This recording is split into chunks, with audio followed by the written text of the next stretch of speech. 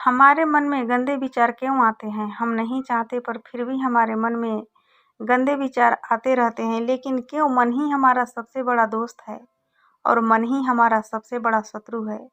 जब हम अपने मन के हिसाब से चलते हैं तो मन हमें भटका देता है और जब हम अपने मन को संतुलित कर लेते हैं तो हम अपनी ज़िंदगी में सब कुछ पा लेते हैं। हम हमारे मन में आने वाले गंदे विचारों को रोकने की कोशिश करते हैं, पर जितना हम रोकते हैं उतना ही यह विचार हमारे अंदर प्रवेश करते जाते हैं। आप जिस चीज़ से जितना दूर भागेंगे उतना ही वह चीज़ आपको अपने पास लेगी। इसलिए उस चीज़ से भागो मत, उस पर संतुलन कायम करो।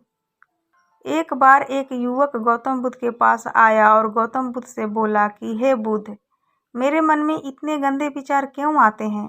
मैं नहीं चाहता कि मेरे मन में गंदे विचार आए, पर मेरे मन में हमेशा काम वासना के विचार चलते रहते हैं और मैं इनके बारे में सोच सोच कर बहुत परेशान हूँ। मेरी ऊर्जा और समय यह सब सोचने में ही नष्ट हो जाता है और इन सब के विचारों की वजह से मैं कभी भी शांत नहीं रह पाता और मैं हमेशा ही स्त्रियों को देखकर मोहित हो जाता हूँ, अपने आप को रोक ही नहीं पाता। बुद्ध मुस्कुराए और उन्होंने उस युवक से पूछा, क्या तुम्हें पता है यह काम वासना होती क्या है? फिर लड़के ने उत्तर दिया और कहा, बुद्ध, मैं यह तो नहीं जानता कि काम वासना होती क्या है, पर हाँ, ये जो भी है बहुत बुरी चीज़ है। फिर बुद्ध ने उस युवक से कहा कि सबसे पहले तो तुम्हें यह समझना है कि प्राकृतिक रूप से जो भी चीज़ें हमारे अंदर है वह बुरी नहीं है। हमारे जीवन में उसकी कुछ ना कुछ ज़रूरत है। वासना कोई बुरी बात नहीं है, यह तो हमारे मन का एक भावना है जो हमें किसी न किसी चीज़ की कमी का एहसास करवाता है और फिर हम उस चीज़ को पाने के लिए उस चीज़ की तरफ आकर्षित हो जाते हैं। जैसे अगर तुम्हारे पास धन की कमी है तो तुम में धन पाने की वासना पैदा होगी। तो वासना कुछ और नहीं, बस एक प्रकार की कमी है जो कि एक प्रकार की ज़रूरत का एहसास है और जब ये ज़रूरत शारीरिक हो तो हम इसे काम वासना का नाम दे देते हैं। युवक ने गौतम बुद्ध से कहा कि बुद्ध, मुझे काम वासना का मतलब तो समझ में आ गया, पर आप मुझे यह बताइए कि यह आती कहाँ से है, कैसे आती है? गौतम बुद्ध ने कहा कि काम वासना कहीं से आती नहीं है, यह तो हमारे अंदर ही होती है और इसका होना तो ज़रूरी भी है, तभी तो मानव जाति का विस्तार होगा। युवक ने कहा, जब यह हमारे अंदर ही है और ज़रूरत भी है तो फिर लोग इसे गलत क्यों बोलते हैं? बुद्ध ने कहा कि यही तो समस्या है, लोगों ने काम वासना को गलत तरीके से सोच लिया है, इसे छिपाने की, दबाने की कोशिश करते हैं।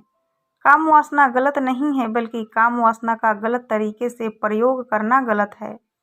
लोग जिससे प्रेम करते हैं बस उसी के लिए जीने लग जाते हैं, उसे पाना ही अपना लक्ष्य बना लेते हैं और उसी के बारे में हमेशा सोचते रहते हैं, पर यह सब गलत है। बुद्ध ने उस युवक से कहा, क्या तुम्हें पता है जानवरों में भी काम वासना होती है? युवक ने उत्तर दिया, हाँ बुद्ध, जानवरों में भी काम वासना होती है, क्योंकि जानवर भी तो आखिर अपनी पीढ़ी को आगे बढ़ाएंगे। बुद्ध ने कहा, तो फिर हम जानवरों की काम वासना को गलत क्यों नहीं कहते? युवक ने कहा, मुझे पता नहीं महात्मा, आप ही मुझे बताइए। गौतम बुद्ध ने कहा कि जानवर अपनी काम वासना का प्रयोग आनंद प्राप्ति के लिए नहीं करते, वह तो सिर्फ संतान प्राप्त करने के लिए काम वासना का उपयोग करते हैं। जानवरों को प्रकृति ने इतनी समझ नहीं दी कि वह काम वासना को अपने सुख का आधार बना सके, जबकि मनुष्य अपनी समझ के बलबूते पर प्रकृति में पाई जाने वाली प्रत्येक वस्तु को अपने सुख के लिए प्रयोग करता है। हम इंसानों ने ही काम वासना को अपने सुख का साधन बना लिया है, जबकि प्रकृति ने तो हमें अपने वंश को आगे बढ़ाने के लिए दिया है, लेकिन इंसानों ने इसे अपने जीवन का परम लक्ष्य बना रखा है और इस तरह से काम वासना का बेलगाम हो जाना गलत है।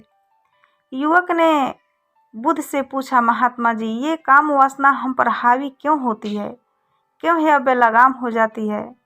तब गौतम बुद्ध ने कहा कि सुनो, अब जो मैं तुम्हें बताऊंगा उसे तुम ध्यानपूर्वक सुनना। काम वासना का सारा खेल तुम्हें समझ आ जाएगा। तुम्हें तुम्हारे सारे सवालों का जवाब मिल जाएगा, बस तुम्हें ध्यान से सुनकर समझना है।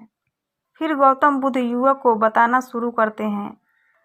एक बार की बात है, एक आश्रम में गुरु और उनके शिष्य रहा करते थे, जिससे रोजाना आश्रम के बाहर स्थित गांव में दीक्षा लेने के लिए जाते थे। उस आश्रम का एक शिष्य जिस गांव में भिक्षा लेने जाता था, उस रास्ते में एक नदी पड़ती थी। शिष्य रोज उसी रास्ते से भिक्षा लेने जाता था। एक दिन उसने देखा कि एक लड़का पेड़ के पीछे छिपा है। वह उस लड़के के पास गया और उससे जाकर बोला, भाई, तुम इस पेड़ के पीछे छिपकर क्या देख रहे हो? लड़के ने कहा, अरे तुझे नहीं दिख रहा है क्या कि मैं क्या देख रहा हूँ? तब शिष्य ने नदी के तरफ देखा तो वहाँ पर कुछ लड़कियाँ पानी भर रही थी। वो लड़कियाँ 14-15 साल की होगी। तब शिष्य ने उस लड़के से कहा, अरे भाई, वहाँ पर तो लड़कियाँ पानी भर रही है, इसमें छिप कर देखने वाली क्या बात है? तब वो लड़का शिष्य की तरफ देखकर उसे कहता है, अरे पागल, तुम्हें दिखाई नहीं दे रहा है क्या? कैसे यह परियां नदी से पानी निकाल रही है। जरा उनकी अदाओं को तो देखो, उनके कोमल शरीर को तो देखो, उनकी पतली कमर मटके को उठाते समय बल खाती है और उनके बाल उनके कमर पर कैसे लहरा रही है, मानो सुंदरता बिखर पड़ी हो। शिष्य ने फिर से नदी के तरफ देखा और इस बार वह इसे देखता ही चला गया। अभी तक तो कुछ भी नजर नहीं आ रहा था और वह बिल्कुल निर्भय था। उसे किसी भी बात का कोई डर नहीं था, लेकिन अब वो छिपने लगा और उन लड़कियों को देखने लगा जैसे उसने कोई अपराध कर दिया हो। और जब वो छिप कर उन लड़कियों को देख रहा था, तभी वो अचानक अंदर से कांप गया और उसने कहा कि ये मैं क्या कर रहा हूँ? मैं जो कर रहा हूँ ये सही नहीं है, मुझे यहाँ से चले जाना चाहिए। और फिर वह जल्दी से वहाँ से चला गया। आश्रम पहुँच जाता है। आश्रम जाकर वो अपने कार्यों में लग जाता है, लेकिन जो अभी वह देख कर आया था वही उसके आंखों के सामने बार बार आ रहा था। उसके मन में वही दृश्य चल रहा था। उसका मन वही सब कुछ देखने के लिए व्याकुल हो रहा था। उसका किसी भी काम में मन नहीं लग रहा था। सुबह होते ही वह जल्दी से भिक्षा के लिए आश्रम से निकल जाता था और उस नदी के पास वाले पेड़ के पास जाता जहाँ पर वह लड़का पहले से मौजूद रहता था। उसके साथ मिलकर लड़कियों को छुप छुप कर देखता था। अब वह शिष्य रोज ऐसा करने लग गया। यह उसके रोज का काम हो गया। अब उस शिष्य का मन किसी काम में भी नहीं लगता था। वो हमेशा ही किसी न किसी प्रकार के विचार में उलझा रहता। वो आश्रम के कार्यों को भी ठीक ढंग से नहीं कर पा रहा था। ना वो ठीक से सो पाता था, ना वो ठीक से खाना खा पाता था। उसका मन हमेशा बेचैन रहता था। उसका मन बार बार उन लड़कियों की सौंदर्य को देखने के लिए ललित हो रहा था। जब गुरु भिक्षा देते तब भी उस शिष्य का मन कहीं और विचारों में खोया रहता था। गुरु ने अपने शिष्य की इन हरकतों को भांप लिया था। तब एक दिन गुरु ने शिष्य को अपने पास बुलाया और कहा कि आज से मैं भी तुम्हारे साथ भिक्षा मांगने चलूँगा।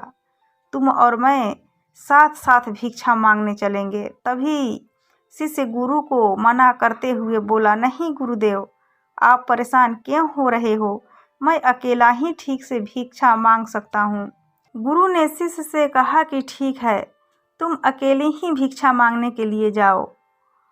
शिष्य तुरंत वहाँ से भिक्षा मांगने के लिए निकल गया। शिष्य को जाने के बाद गुरु भी आश्रम से निकल गए और शिष्य का पीछा करने लगे कि वो कहाँ जाता है, किससे मिलता है। यह सब देखने के लिए उसके पीछे पीछे चलने लगे। थोड़ी दूर जाने के बाद गुरु ने देखा कि उनका शिष्य एक लड़के के साथ एक पेड़ के पीछे अपराधी की तरह छुपा हुआ है और छिप कर कुछ देख रहा है। गुरु भी अपने शिष्य के पीछे जाकर खड़े हो गए कि आखिर उनका शिष्य क्या देख रहा है, जिसे देखने के लिए वो पेड़ के पीछे अपराधियों की तरह छिपा है। गुरु ने देखा कि उनका शिष्य पेड़ के पीछे छिपकर लड़कियों को देख रहा था, जो कि नदी से पानी भर रही थी। तभी गुरु ने शिष्य को कहा कि तुम क्या देख रहे हो? अपने गुरु की आवाज़ सुनकर वह इससे घबरा गया और उसके पसीने छूटने लगे। वह थर-थर काँपने लगा, जैसे किसी चोर को चोरी करते समय रंगे हाथों पकड़ लिया हो। उस शिष्य की हालत खराब हो गई, कुछ भी बोल नहीं पा रहा था। दूसरा लड़का जो शिष्य के साथ था वहाँ से भाग गया। शिष्य घबराया हुआ था, उसके मुंह से कुछ टूटे-फूटे शब्द ही बाहर निकल रहे थे। वो अपने गुरु से नज़र भी नहीं मिला पा रहा था। गुरु ने शिष्य की तरफ देखा और कहा कि मेरा शिष्य तो निर्भय था, उसे तो किसी भी चीज़ का डर नहीं था, लेकिन तुम तो डर के मारे काँप रहे हो। शिष्य ने गुरु से कहा कि मुझे माफ़ कर दीजिए गुरुदेव, मेरा इसमें कोई दोष नहीं है। उस लड़के ने मुझे बहका दिया था, लेकिन आपसे मैं वादा करता हूँ कि आज के बाद मैं ऐसा कभी दोबारा नहीं करूँगा, मुझे माफ़ कर दीजिए गुरुदेव। गुरु ने शिष्य से कहा कि कोई बात नहीं, पर इस बात का तुम ध्यान रखना कि हम जैसे संगति करते हैं वैसा ही फल हमें प्राप्त होता है। हम जैसे संगति करते हैं उसके विचार हमारे अंदर प्रवेश करते हैं, इसलिए अच्छी संगति करो जिससे तुम्हारे अंदर अच्छे विचारों का प्रवेश हो। फिर गुरु और शिष्य आश्रम लौट आए और शिष्य फिर से आश्रम के कार्यों पर ध्यान देने लग गया। उसने उस रास्ते को छोड़ दिया और दूसरे रास्ते से जाने लगा। वो अपने काम को ध्यान से करता, लेकिन धीरे धीरे उसके अंदर क्रोध पैदा होने लग गई और फिर वो दूसरों पर क्रोध करने लगा और बेचैन होने लग गया। अब वो सही समय पर भोजन भी नहीं करता था, वो भोजन भी बहुत कम खाता था। एक रात गुरु शिष्य के पास आए और उससे बोले कि अब तक तुमने कितनी बार वादा तोड़ दिया। यह सुनकर शिष्य अपने गुरु के चरणों में गिर गया और रोने लग गया। रोते रोते उसने गुरु से कहा कि गुरुदेव, मैं कई बार अपना वादा तोड़ चुका हूँ, फिर वादा कर लेता हूँ, लेकिन हर बार मैं वादा तोड़ देता हूँ। मेरा मन मेरे नियंत्रण में नहीं है। मैं बहुत कोशिश करता हूँ कि मैं अपने मन से सारे बुरे विचारों को निकाल दूँ, लेकिन मैं चाहकर भी ऐसा नहीं कर पा रहा हूँ। फिर गुरु ने शिष्य को कहा कि चलो मेरे साथ। गुरु शिष्य को आश्रम के बगीचे में लेकर गए और शिष्य से कहा कि देखो, यहाँ पर कुछ बहाव बनी हुई है जिससे नदी का पानी इस पौधे तक आ रहा है और यह पानी एक निरंतर भाव से बह रहा है। क्या तुम इस पानी के बहाव को रोक सकते हो? शिष्य ने कहा कि हाँ गुरुदेव, मैं इस बहाव को रोक सकता हूँ। फिर शिष्य ने मिट्टी उठाकर उस नाली में डाल दी। वो पानी थोड़ी देर के लिए रुक गया और फिर थोड़ी देर बाद उस रेत के ऊपर से पानी बहने लग गया। गुरु ने शिष्य से कहा, अरे ये क्या, ये तो पानी रुका ही नहीं। फिर से शिष्य ने कंकड़ पत्थर उठाकर उस नाली में डाल दिया और फिर थोड़े देर के लिए पानी रुक गया, लेकिन फिर थोड़ी देर बाद ही उन कंकड़ पत्थर के ऊपर से पानी निकल आया। फिर गुरु ने कहा कि इससे क्या हुआ, पानी तो फिर से आ गया। तुम तो बोल रहे थे कि तुम इसे रोक दोगे। क्या हम किसी काम को रोकना चाहें तो क्या हम उसे रोक नहीं सकते? तब शिष्य ने कहा, कोई बात नहीं गुरुदेव, मैं इस पानी को तो आपको रोक के दिखाऊंगा। फिर से वह शिष्य एक बड़ा सा पत्थर ले आया और उस नाली पर डाल दिया और पानी रुक गया। तब गुरु से शिष्य ने कहा, देखा गुरुदेव, मैंने कहा था ना कि पानी को मैं रोक दूंगा। मैंने पानी को रोक दिखाया, आपकी बात मैंने पूरी कर दी। गुरु मुस्कुराए और बोले, अच्छा जरा ध्यान से देखो, पानी रुक गया क्या? वो तो पीछे की नाली तोड़कर बाहर आ गया और अगल बगल से बह रहा है। और ध्यान से देखो, इस पत्थर की आगे भी आ गया और ये पानी अपना रास्ता बदलकर फिर से आगे की तरफ बह जाएगा। और फिर थोड़ी देर बाद ऐसा ही हुआ। फिर गुरु ने शिष्य को समझाया कि तुम्हारे साथ भी तो ऐसा ही चल रहा है। तुम बार बार प्रयास कर रहे हो, बड़े से बड़े प्रयास कर रहे हो, पर हर बार तुम्हारा प्रयास टूट रहा है और यह हमेशा टूटता ही रहेगा। तुम कितना भी बड़ा पत्थर रख लो, लेकिन पानी तो अपना रास्ता बना ही लेगा। यह सब देखकर शिष्य ने गुरु से कहा कि गुरुदेव, क्या कोई तरीका नहीं है जिससे मैं गंदे विचारों से बाहर निकल सकूं, और यह मेरा मन में आए ही नहीं। गुरु ने शिष्य को एक नदी के पास ले गए जहाँ से उस बगीचे में पानी आ रहा था। गुरु ने शिष्य से कहा, पानी इसी नदी से जा रहा है। अगर हम यहीं से उस रास्ते को बंद कर दें जहाँ से पानी बगीचे में जा रहा है, तब क्या हम पानी को रोक नहीं सकते? शिष्य ने कहा कि हाँ गुरुदेव, अवश्य ऐसा हो सकता है। मैं इस पानी को यहीं से बंद कर देता हूँ, तब आगे की नाली में पानी नहीं जाएगा और फिर बगीचे में भी नहीं जाएगा। फिर से इन्हें नदी से जाने वाले रास्ते को बहुत मेहनत करके पत्थर और मिट्टी डालकर बंद कर दिया और गुरु से कहा कि गुरुदेव, मैंने पानी को बंद कर दिया है, अब यह पानी बगीचे में नहीं जाएगा। तब गुरु ने शिष्य से कहा, अगर पानी बगीचे में नहीं जाएगा तो पेड़ पौधों को पानी कहाँ से मिलेगा? उन पेड़ पौधों को तो पानी की आवश्यकता है और उन पेड़ पौधों में कुछ पेड़ पौधे तो ऐसे हैं जिनको रोज पानी की आवश्यकता है, वह तो मुरझा कर मर ही जाएंगे, उनका क्या होगा? पानी तो हमें खोलना ही होगा। शिष्य ने गुरु की बात सुनकर वापस नदी से जाने वाली पानी का रास्ता खोल दिया। तब गुरु ने शिष्य से पूछा, अगर हम इस नदी के पूरे पानी को बगीचे की तरफ मोड़ दें तो क्या होगा? तब शिष्य ने जवाब दिया कि गुरुदेव, वहाँ पर जितने भी पेड़ पौधे हैं वह गल कर नष्ट हो जाएंगे, वहाँ पर कुछ नहीं बचेगा। फिर गुरु मुस्कुराए और बोले, तुम इस बात को समझो कि हमें किसी भी चीज़ को रोकना नहीं है, बस हमें हमेशा संतुलन बनाए रखना है।